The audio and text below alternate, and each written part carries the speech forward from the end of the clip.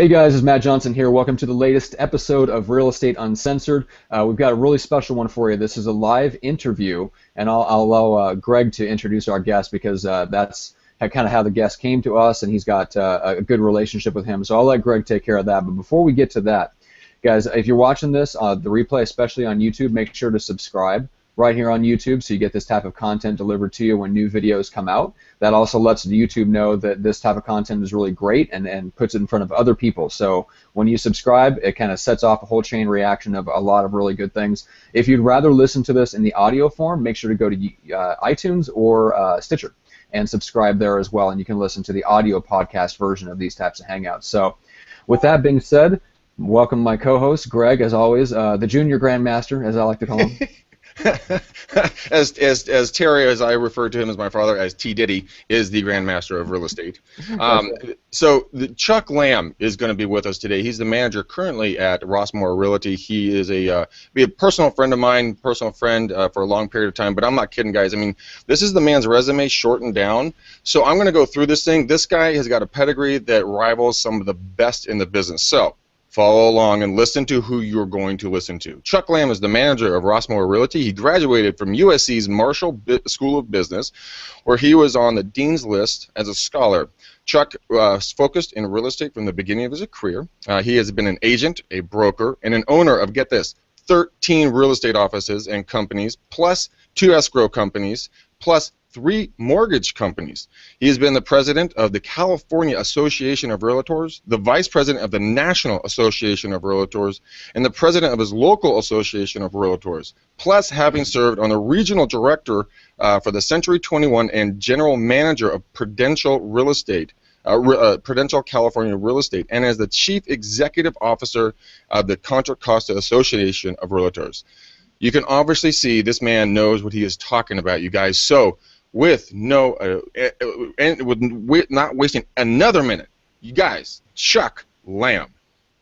Welcome, my friend. You read the whole resume. That wore me out just listening. Well, everybody needs to know who we're talking to, because every time I get to hang out with you, it is always just a deluge of information. I mean, I've been in the business for 16 years. I think I know something, but when I listen to you speak, it's like going to college all over again in a 5-minute conversation, because there's so much wealth coming from you, and I cannot wait for you to share that with everybody. Well, that's great, Greg, and I do like to share with you. I like to see you do as well as you possibly can. So anytime I can help, I will. Thanks. Thank you. Matt, let's rock this house. Well, let's kick it off. So so I know, Chuck, you have some advice for agents that might be struggling. Let's start there first, actually, before we get into anything that's aimed at maybe the newer up and coming agents. Let's talk about people that are already in the business right now. And just what are you seeing out there, and why do you see people continue to struggle in what seems to be a fairly average market right now? Well, it's a good question, and I've obviously, as a manager, I ponder that question all the time and try to find the solutions, because my agents are certainly concerned about it too. But first of all, let's look at what's different. Why do we have so many previously successful real estate agents struggling in a market where the economy is supposed to be very strong and healthy, where interest rates are still very, very low? Why is there a struggle in the real estate business? And the answer comes down somewhat like this. We have very narrow inventories, as everybody knows. It's narrowed down for about the last 2 years down to numbers that feel like you just can't even survive with that few properties available. But more than that, there are still way too many real estate agents in the real estate business today. The Contra Costa Association of Realtors reported that as of June, 50% of the agents hadn't had their first transaction yet this year. Now think about that. 50% of the agents haven't had their first transaction this year. What's causing that? How can that be true? And the answer comes down somewhat like this. The hot properties that come on the market are sought after by everybody. See, we still have plenty of buyers. Every agent's got a couple of buyers. Some of them have as many as 10 buyers that they're working with. And consequently, that's not the issue. It's not about getting buyers. It's about finding sellers who are willing to sell. So one of the problems we have is with a short inventory is that agents are competing on every hot property. Every property that's desirable to your buyers is desirable to everybody else's buyers. So consequently, we end up with multiple offers. And what I'm going to suggest to agents that they're not doing that they need to do is to be prepared to help their buyers make an intelligent decision on pricing. And that is to say, they need to know more about what people are offering so that they can offer a competitive price if they really, really want it and can afford it. So there's three things as an element in that. One of them is the price. The price itself, agents need to keep data on what properties are selling for what price. Now, you can contact your local association, and they'll give you stats on what the average price, how close it's going to the listed price, what it's selling for. But that's not a number you really want to work with. You need to keep your own stats on hot properties that sold quickly. And that is to say, anything that sold in the first 10 days, you need to know what was the listed price and what did that sell for. Now, you can't get that data for about 30 to 45 days, but if you'll track it back behind those numbers, you'll figure out pretty quickly what the properties are selling for in your area as a ratio, or call it a percentage of the listed price. How much are they going over that listed price, so that you can intelligently sit down with your buyers and say, look, if you really want it, they're going for this much over the listed price. But if you try to use the average numbers that your board of realtors give you, that won't work, because those are not just the hot properties. Those are all the properties that sold, and many of those were on the market for a long time, and they push your average down and influence you to think that they went for less, or that you can offer less and have a pretty fair offer. So you need to have support information that makes it so you can get your buyer to make a good, legitimate, saleable offer. That's one thing that I think is important. The other one is that I think agents need to realize that in this market with so few properties available, that they have to go out and make their own market. And that is to say, agents need to figure out what buyers they have that are legitimately hot buyers ready to buy, that are ready to pop. And so that if they go to work for these people, first of all, can they trust them? Are these people that will be loyal and will stay with you so that you can dedicate some time and effort to them? And secondly, are they really ready to make a move and ready to make the buy? If that's the case, then it's worth your time and effort to go find properties that match their needs that aren't on the market yet, that the owners will be willing to sell. And that is to say, with all the data we have available to us today on properties, including the photographs of the homes, all available to you on everything, not just the ones that are in the multiple, but literally, you can Google them and find everything you need to know. Because of that, you can find properties that match your buyer's needs. And all you need to do is find a couple hundred of those and start making contacts with those sellers, and you'll either pop up properties that need to go on the market, or pop up properties you can write an offer for your buyer on that property, and literally create your own market and make your own sale. If you can do that 2 or 3 times a year, you can enhance your income a great deal. So I offer that one as a really strong suggestion, that my agents that are doing that are making more deals than the ones who are waiting for the business to walk in the door. So Chuck, with that in mind, do you recommend Zillow and the Make Me Move aspect, also the FSBO and their new button, which is called New, or coming soon actually, where properties that are not on the market, they have forward knowledge there. A lot of people that I talk to, I tell them to the fact that instead of having to do a lot of the legwork, you can go right to Zillow. Yeah, Zillow, we kind of demonize them a little bit, but in reality, they have got a lot of great data.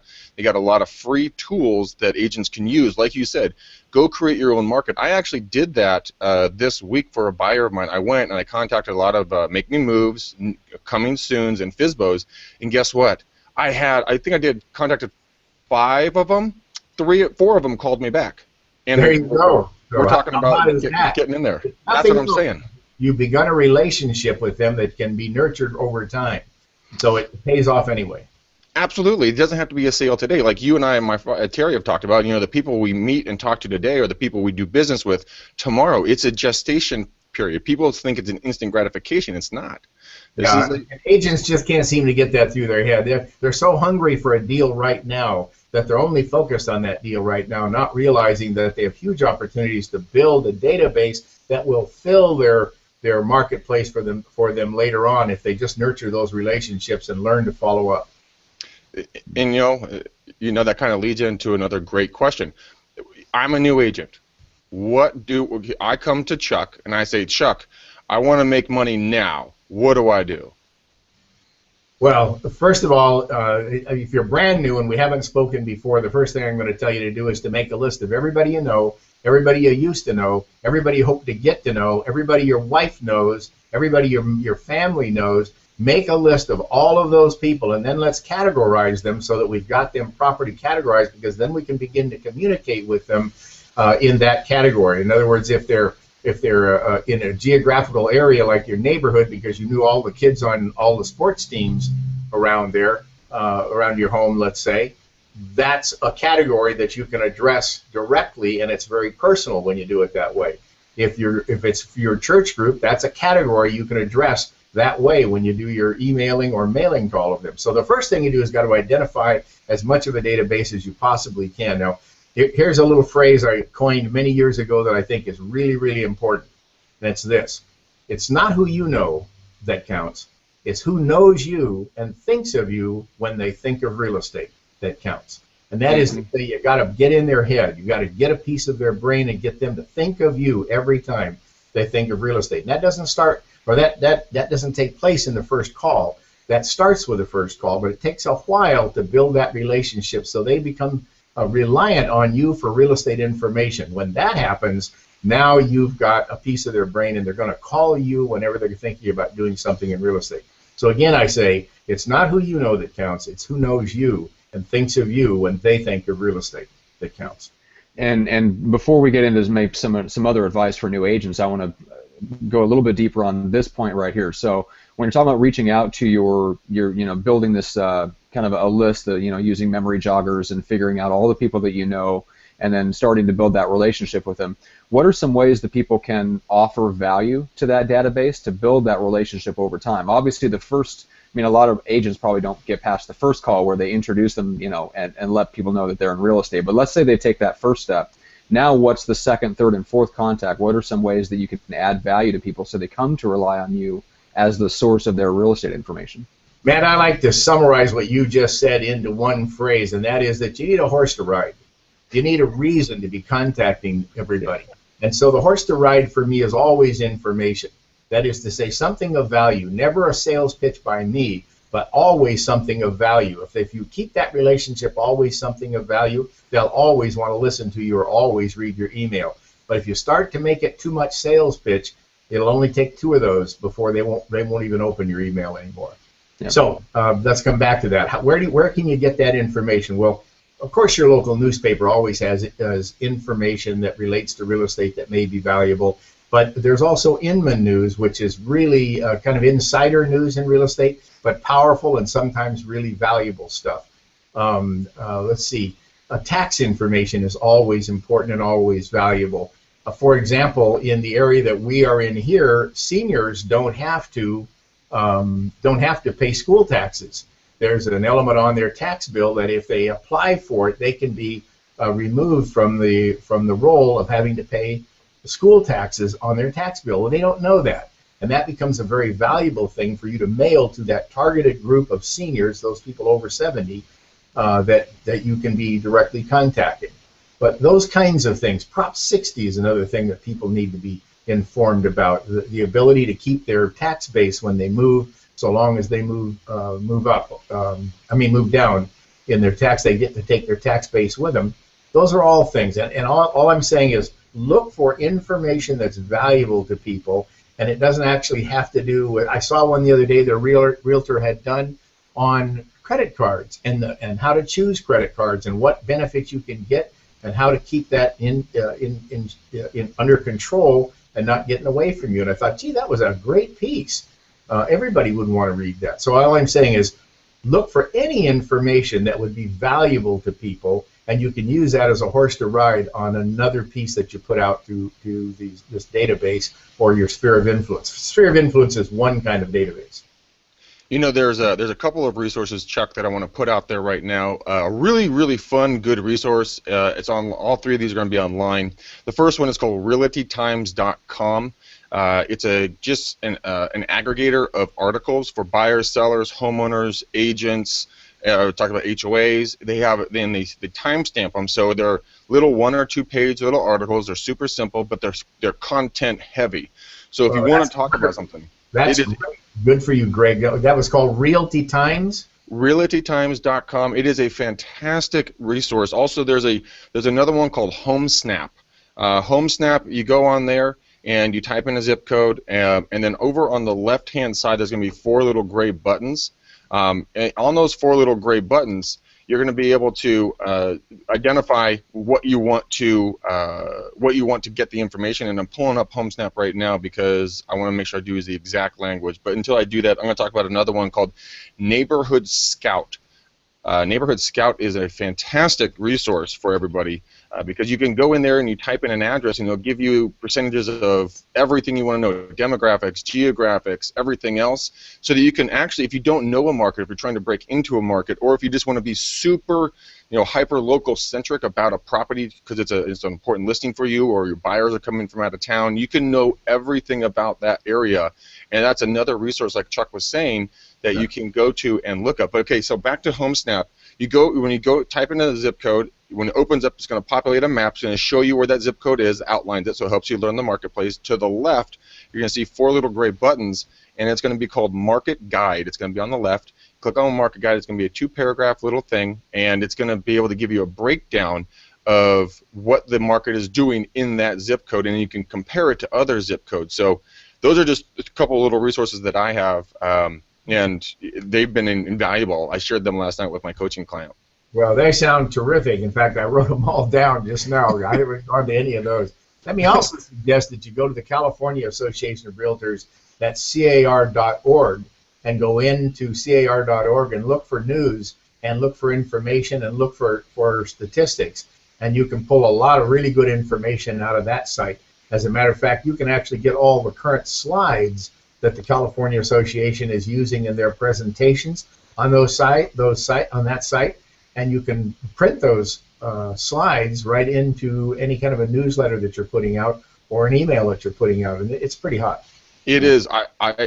Chuck, I've gone to there, and I pulled down a fantastic report last year. It was 2014's what a buyer looked like in 2014, and it broke it down to the nitty-gritty. So helpful. So I would highly, go to CAR.org, guys. Chuck is really onto something with that. Mm-hmm. Okay, great. Another good one is Keeping Current Matters, because they'll give you different graphs and infographics that you can actually post, and it's like prepped and ready. You can post them on social media. I know a lot of top agents subscribe to KCM too. That's a good one. Yeah. Well, my whole point here was to buy a piece of their brain, and that piece being, where do I get my hot real estate information? Oh yeah, I get it from Chuck Lamb. I better read all his stuff. And once what's the next step there in terms of like actually getting someone to follow through and getting them to refer you in a way that actually allows you to follow up with the person they're supposedly sending your way? I mean, that's where a lot of the breakdowns in the referral process happen, is that kind of getting that person to follow through on the referral and then the handover process. Absolutely. And let me suggest another thing that agents don't do. Agents aren't really good about closing. They put the information piece together, but they don't remember to have a call to action at the end of whatever piece they put out. Nobody expects you to not be marketing. They expect you to be marketing at some level. So it's okay to say, I look forward to your business and your referrals, or any way you want to put that asks for a call to action. Call me if you'd like further information on this subject. Call me if I can answer any questions. Ask for some action from them. Will you get it? Not until they need you, but when they need you, that sparks them. Yeah, it really does. Yeah, you're 100% right, Chuck. What have you been doing with your agents lately to work on this exact problem? Well, just exactly what I've been telling you. I have a newsletter that I produce. I write and produce, called the Rossmoor Realty Insiders Quarterly, and we produce that quarterly. And the buyer or the owners of property in Rossmoor have become reliant on that piece, so much so that when I go to speak at something like Rotary, people stand up and give me testimony about how good that piece is and how they like it and rely on it. So all of my agents for their farms have customized branding on that piece, and so everybody in my office has the ability to use it both as an email and a mailer. That's powerful. And then on the outside here in Tice Valley, I have a group of 17 agents that work Tice Valley. They have the same kind of a piece. We produce a piece that's just Tice Valley, and we're the only agency that's able to put that data together. it takes a little effort, and most of them won't go to that trouble. They want it all to come from their companies, and most of the people I compete with are big franchises that can't focus on something as small as the Tice Valley. You know, Jeffrey Gitmore, which I know that you guys are all familiar with, he wrote the Little Red Book of Selling and, you know, a bunch of the other books that he's written out there. And I was listening to, since I'm an avid reader, I have become an avid reader, and I just finished his Little Red Book of Selling. And he said into there that he's never put an ad into a paper or into a publication. What he does instead is he writes an article that gets published, and people will use it as information based, and that is his ad as knowledge. So Chuck, you guys are doing it 100% the right way. A lot of people, they just want to do it the easy way. I'm just going to put an ad in there, I'll pay a few bucks and get it in there. They don't take the time to get the knowledge, you know, decipher it, and then regurgitate it in their own words and give it back to the general public. Because once I would tell you this, Greg, that what you just said is powerful if you combine both of those elements. If you are producing really good, valuable information, you are building respect on the part of that client. But the ad is a reminder that you're out there and that you're available and that you can be reached. So running ads will be supported. They by themselves generally won't get you the call. They do, by the way. We do get calls on our agents' ads that they run individually, 2 or 3 a month sometimes, that an agent will get. However, I would tell you that its real value is in the support to the pieces with information that go out, because those build the respect, and the ad is a reminder that Chuck Lamb's there, and I could call him if I wanted to. I agreed 100%. We have a guy named John Jackson on our team here, and he came to us about a year and change ago. And what he was doing, he was running a program with one of the major trainers, and we thought he was absolutely crazy, to be honest with you. And what he was doing, it was a little articles in local publications on things like 11 ways to pass a home inspection. Now, you don't pass a home inspection; you just have a home inspection, but people don't know that. And they said, you know, call in if you're, you know, if you're thinking of selling between 1 and 6 months, ask for report A. If you're going 6 to 12 months, ask for report B. And it is astounding how many leads that man gets from those little articles. Yeah, and that's why I say he built respect to a point where they see him as some sort of expert and they want to talk to the expert. They do. They absolutely do. It blows me away, but yeah, good stuff. Yeah, and in that case, there's a built-in call to action there too. Like you said, Chuck, that's really important. The person that I know that's having really good success with editorial real estate articles in like her local kind of home and lifestyle magazine in her area has both. So she was able to strike up a deal with the magazine where she bought the ad space. I think she's got like a full-page ad towards the back of the magazine, and then she struck a deal where they threw in an editorial article that she can write that appears earlier in the magazine. So basically they're getting both, but she's building credibility with the article as someone that's respected enough to contribute content to the magazine, but then later on is the actual call to action, the full page spread with the call to action to actually contact her, and she gets a ton of leads off of that. So that, you're right, that combination is what works really well. And I would tell you that any kind of publicity is 10 times as valuable as any ad you could ever write. Because there's a credibility about a newspaper publishing something about you or an interview with you that it goes way beyond anything you can do with your own advertising. Yeah, very true.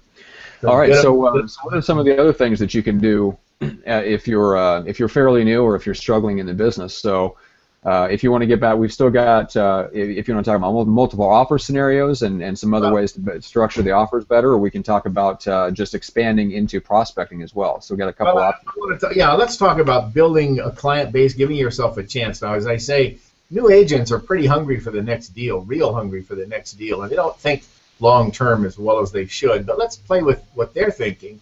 And I would tell you that the key to their success is reaching out and touching buyers and sellers as much as they can every single day. So they first of all need to set a goal. And I would say you need to be talking to 10 to 15 people a day, every single day.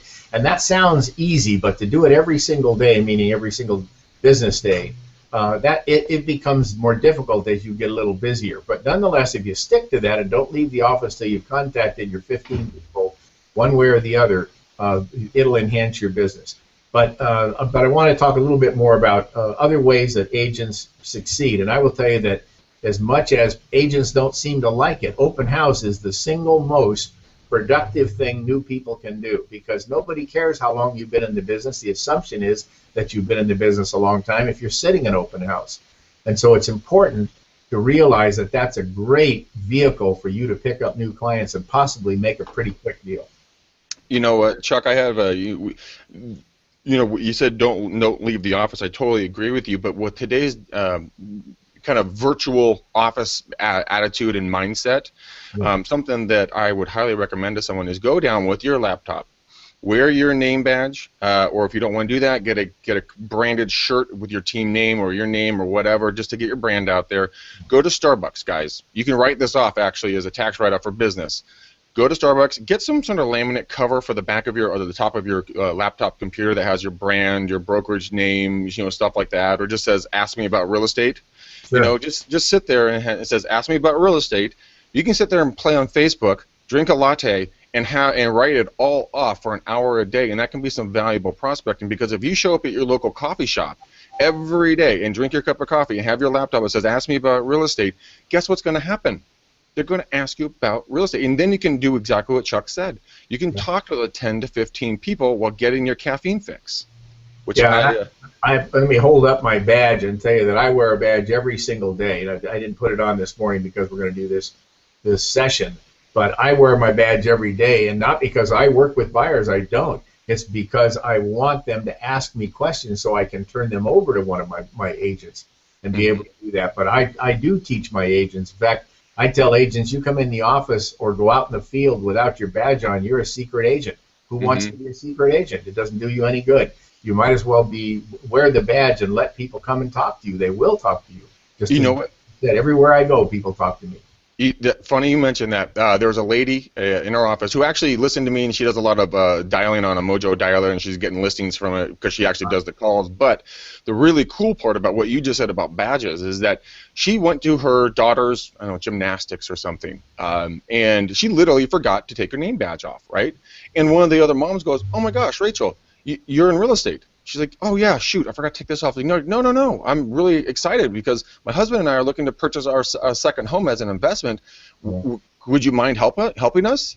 And we're talking $800,000 to $1 million here. Well, and I teach agents, don't take that badge off till you've already been in the room long enough that people aren't looking at you anymore. No matter what meeting you go to or wherever you go, keep your badge on no matter what. Even if it's a church meeting, keep your badge on for the first 15 or 20 minutes. Then you can take it off, but let people know. People are looking around and they're paying attention to you for the first few minutes. When they are, let them see that badge. That'll always work for you. I couldn't agree with more. And be out of the box too. You know, think of different ways. Let's say that you're an avid person that likes to work out a lot. This is something, Chuck, I'm actually going to be doing for myself because I like it so much, and I'm just too much of a chicken to do it yet. So now I've put it out there, so now I'm going to have to do it, right? Go get a bunch of T-shirts made. Go get 5 or 10 T-shirts made custom for yourself. Put your brand or your logo here, and then on your back, just write down, write down your back in big bold letters, "Ask me about real estate," and then go work out. That's a great idea. I promise you that's a moneymaker.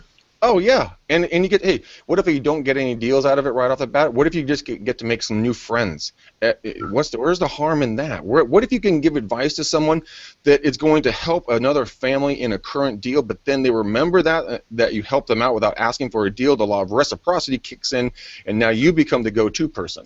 Absolutely. That took place for me yesterday. I've been helping my friend Tammy over in Oakland sell her house with her family, and her mom's going to represent her. I didn't ask anything. I gave all the advice I possibly could. She called me up yesterday and goes, "Hey, Greg, I have a referral for you. My friend Mona is going to be moving into Walnut Creek, and she really needs your help. Go call her." Outstanding. $1 million deal right there. So. Yeah, and every time you talk to people, you give yourself a little opportunity. Keep doing it. Talk to everybody you can. Yeah. And Chuck, if you were advising a newer agent or somebody that's just they're struggling, so they're not busy with active clients, what would you tell them about open houses as far as getting started? What strategy? Is there any types of homes to avoid? Should they go approach an experienced agent, offer to sit in their open houses? Like, what would you advise them to do to get started? Well, right now it's a little bit tough because everybody wants to hold open house. And there's so few listings that the competition to get any listing to sit is pretty tough. But if you have the choice, in other words, there's 4 listings, You want the one that's dressed the best, that looks the best. And I'll tell you why. Because the condition of that house rubs off on you. If that's a dumpy house and it's filthy, you're not going to pick up a single client in that house. It's going to be very difficult to do.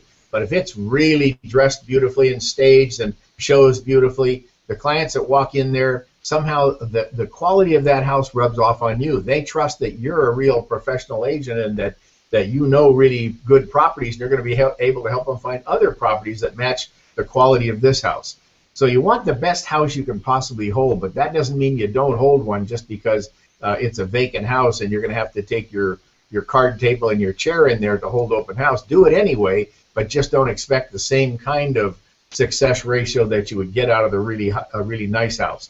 And then go prepared. When you go there, think about what you're going to do and always have things horses to ride again, things to talk about when the people come in the door, and have your scripts down. There are scripts available everywhere that can teach you how to hold open house. But be prepared to be a salesperson and not a clerk.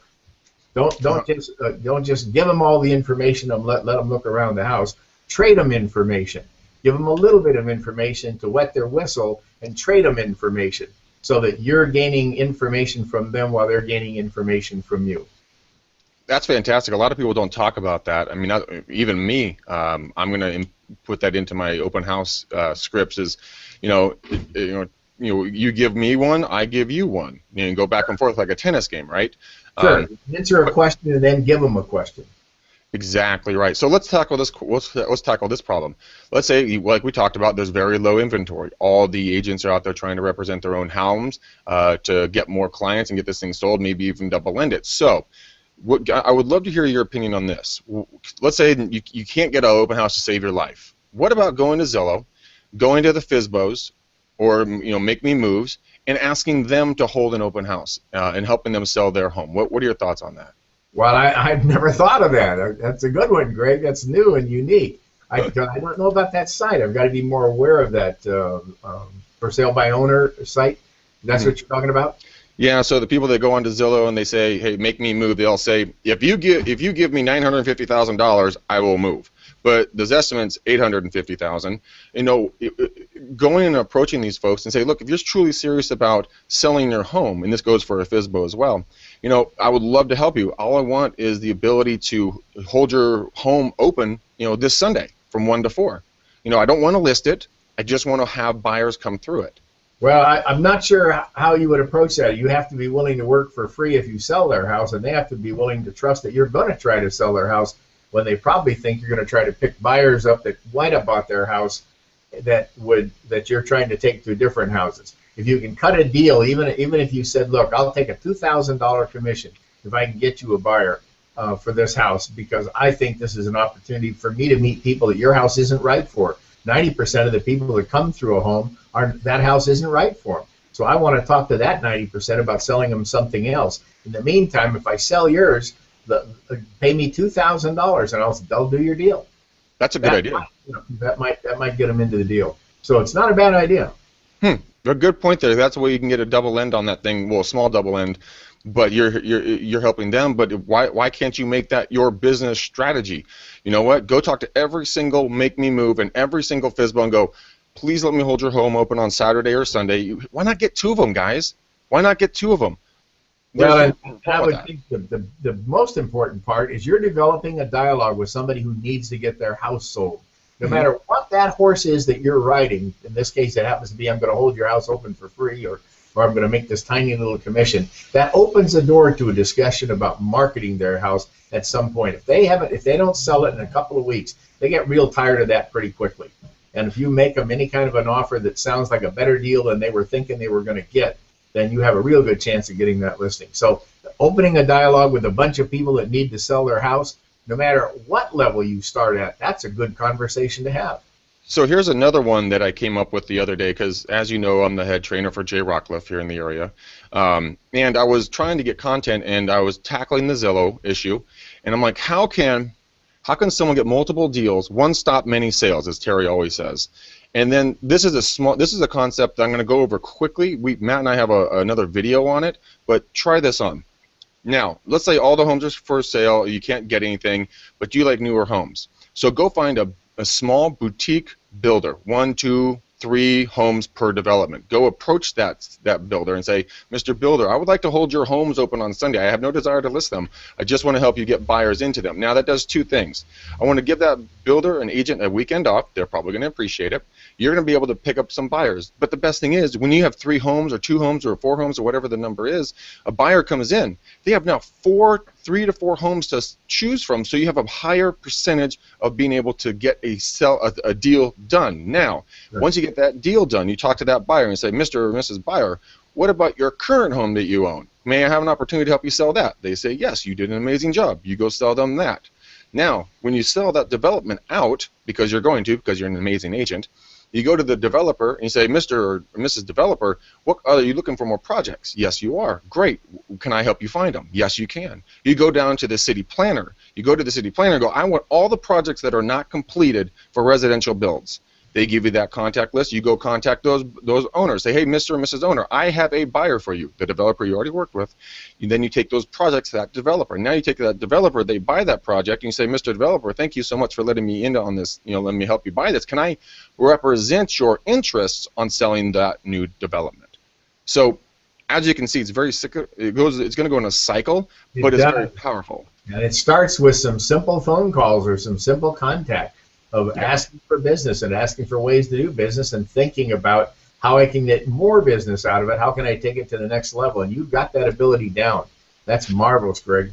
Thank you. Chuck, what about pop buys? Are you finding those to be powerful for newer agents or agents getting going again? No, pop buys are always powerful. That's how you maintain your relationship and show that you personally do actually care.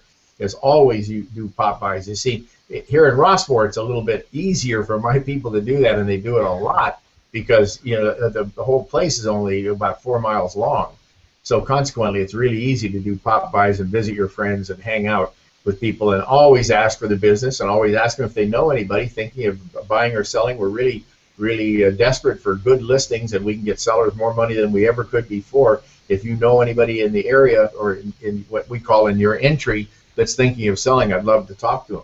Then ask the question, do you know anybody thinking of selling right now? Oh, well, if you don't, then if it comes up in the next week or two, I'd love to help them too. Yeah. Now, do you guys bring anything? The advantage of that low inventory environment. It's like you say, Greg, all the time. When you're doing just sold calls in your market right now, it's fairly easy to find the success stories, and it gives you an even better excuse to reach out to people because you have something that's a success to tell them about. Well, especially when you sold a house in a neighborhood that's been on the market for 2 or 3 weeks, maybe not a long time, to now go knock doors in that neighborhood and say, would you folks be interested in knowing what the home down the block sold for? Oh, yeah, how much did it sell for? Well, I'm sorry, I can't disclose that now, but as soon as it closes, I'll be back in touch with you. Why don't you give me your email, and I'll email you the information right away. And that begins a dialogue, and it gets you contact information. So, and while they're giving you the email, you say, you know what, I'll tell you what, I'll call you. Give me your phone number, and I'll just call you on your cell. That's a great idea. Information. What do you bring as value? A little value add. You bring that little article branded for the agent, or are we talking about open house, or are we talking about door knocking? Pop by. Sorry, I diverted. Well, pop by. It depends on what's hot and what's not, what's going on. But I wouldn't go to that door until I've thought about what I'm going to share with them when I get there. Mm-hmm. So I would have thought through what's the hot information I can give them right now. Is it just the current state of the market? Is it something good about their property, about what's going on? Is it something about the community, something going on in the community? One of the things I like to talk about is events coming up. Greg, as you know, my wife and I do everything in Danville. You guys do. And do it. So we make sure we know what those things are in advance and can talk about them. Hey, are you guys coming to the Hot Summer Nights on Thursday night, this Thursday night? Hey, well, great. We're going to be down there. Why don't you stop by the firehouse and say hello to Renee and I? Maybe we'll have time for a drink. Great idea. And to create more dialogue about anything that would be interesting to them. And that's the fact. A lot of people, and don't bring all real estate stuff, guys. That is boring. Bring it, like Chuck is saying, bring it personalized to the human. So if I know that Chuck and Renee, which they are avid USC fans. I mean, if you talk about any other college, you guys are like, it is not going to happen. But if I know that about them, I might bring them a little piece of information, or maybe a keychain, or something like, hey, Chuck, I was I saw this the other day. I know you probably have 100 of them, but I just thought of you and wanted to bring this over to you.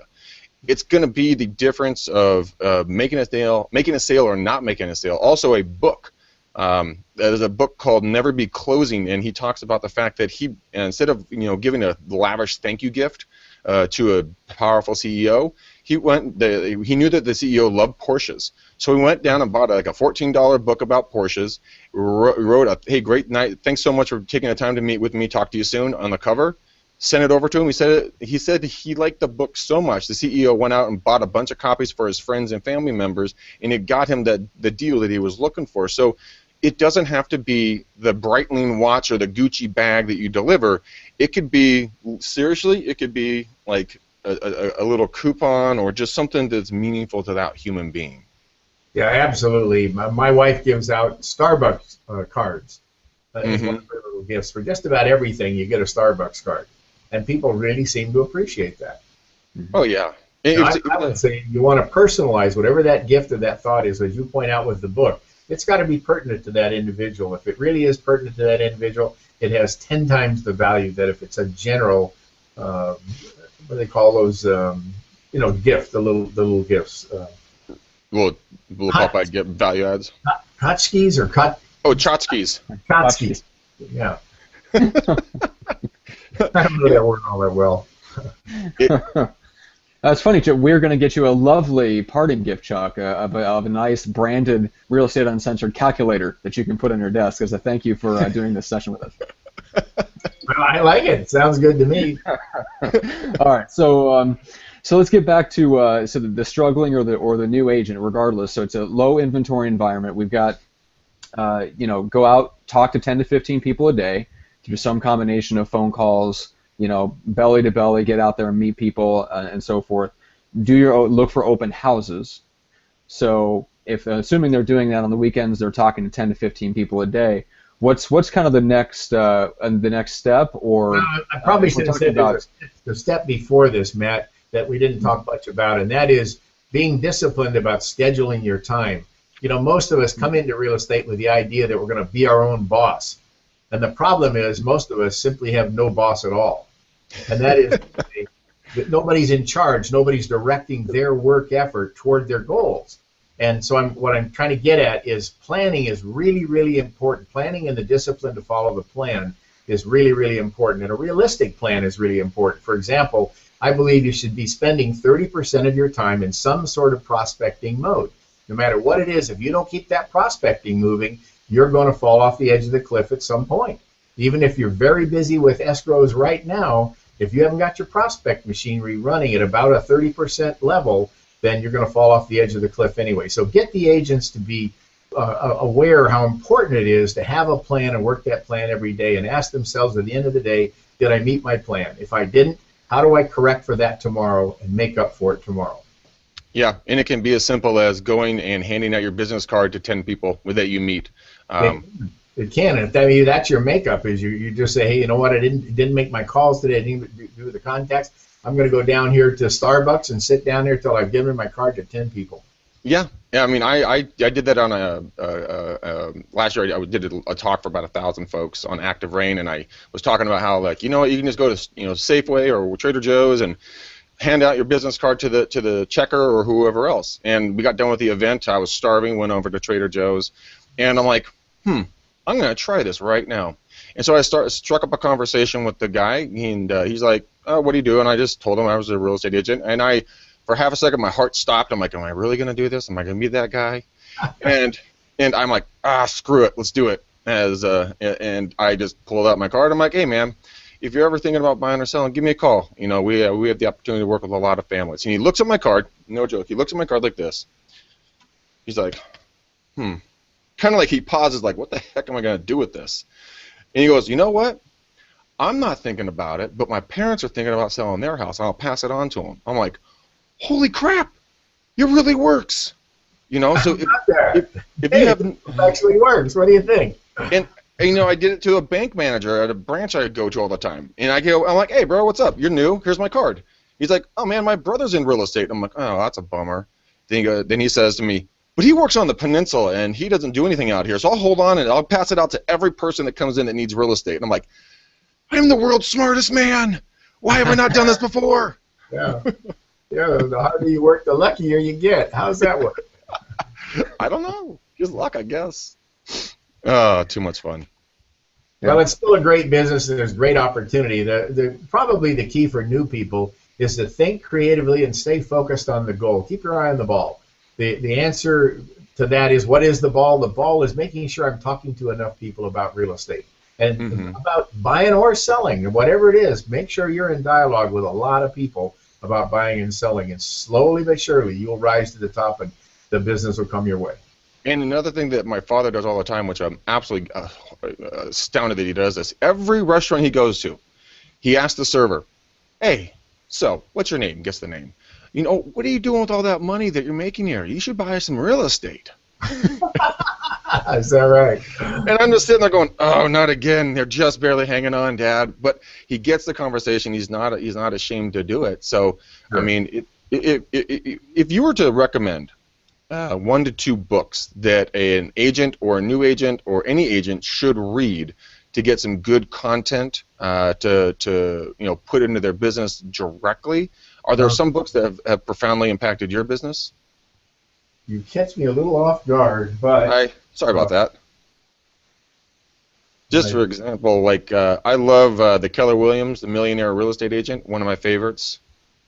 A lot of good stuff in there. Yeah, I did read that book, by the way, and it's an excellent book. It really is. It's how to become a millionaire with real estate, and it lays it out pretty well, realistically, which I find impressive. No, I'm trying to think of a book right now. It's a positive attitude thing. It's called Hard Optimism. Book by I can't think of who it is, but the name of the book is Hard Optimism, and it's all about controlling the thoughts in your brain. We all have negative thoughts. We all have positive thoughts, but hard optimism is about controlling as much of your negative thoughts by having a script you go through mentally that forces you back onto the positive side and being able to build strength, because we all know that your subconscious mind doesn't know truth from a lie. All it knows is how much information is in here on a given subject. So it's overwhelmed by the amount of information that's either negative or positive. So the key is to make sure that the preponderance of the information in your subconscious mind is all positive information. Anyway, it's an excellent book. It's a very short book, 140 pages, I think. Well worth anybody's reading, and it will change your focus on how much of your time you let think negative thoughts. Wow, that's awesome, Chuck. I have it on Kindle right here. Yeah, you can I can go and buy a hardbound copy for 1 cent, guys. Seriously, go buy 1 cent. If you can't afford 1 cent, we got bigger problems. How can you buy it for 1 cent? What's that about? Because they get you on the shipping. Oh, okay. It's a used copy. I bought a couple of them, but yeah, there's 69 used copies for 1 cent, or you can go buy a brand new for $3.99. It's a great little book, worth reading, and it's about a 1 hour to 2 hour read. Fantastic. All right, guys. Well, that's we're kind of running low on time here, so I think we'll have to call it right there. Chuck, we could definitely talk to you for a long time about all the things that that agents can do to kind of jumpstart their business. So we really, really, really appreciate you being here.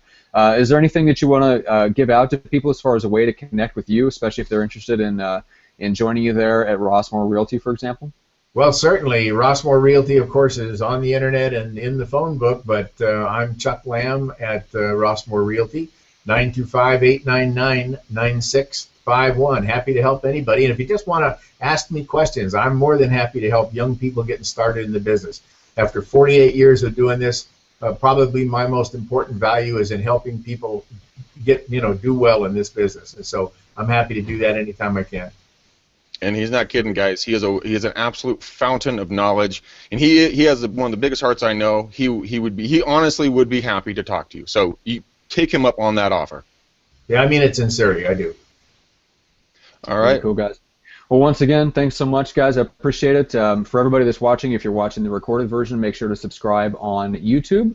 If you prefer the audio version, go to iTunes or Stitcher. Make sure to subscribe there. If you want to binge watch past episodes and check out everything else that we have going on, the weekly group accountability calls and just all the stuff that we have going on the backside of the podcast, go to McDanielRealEstateSystems.com. All right, guys. I think that's going to do it. All right. Thank you so much, Chuck. It's been a pleasure. Hey, thank you, guys. It was fun. I enjoyed doing it. If I think of something really valuable to bring to your table, I'll let you know, Greg, and we'll do it again. You got it, buddy. Appreciate it. Okay, Matt, pleasure.